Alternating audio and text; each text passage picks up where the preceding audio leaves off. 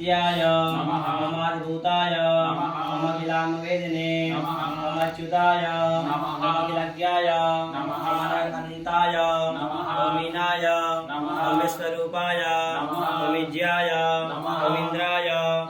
भानवे ओम इंद्रामंदिराप्ताय ओम मदनीयाय ओम ईशाय ओम सुप्रसन्नाय ओम शीलाय ओम सुवर्चसे ओम सुप्रदाय ओम वसवे नमः ओम वासुदेवाय नमः ओम उज्ज्वलाय नमः ओम उग्ररूपाय नमः ओम मृदगाय नमः ओम विवस्वते नमः ओम जत्किरंजलाय नमः ओम ऋषिकेशाय नमः ओम रजस्वलाय नमः ओम वीराय नमः ओम निर्जराय नमः ओम जयाय नमः ओम भानुरूपयुक्त सारथये नमः ओम ऋषिवन्द्याय नमः ओम रुद्रन्तरे नमः ओम मृतचक्राय नमः ओम मृदस्वाभाविचित्ताय नमः ओम नित्यस्तुताय नमः ओम रेकार मातृकवर्ण रूपाय नमः ओम उज्ज्वल तेजसे नमः ओम रक्षाधिनाथ मित्राय नमः ओम पुष्कराक्षाय नमः ओम उत्तरदंताय नमः ओम शांताय नमः ओम कांतिकाय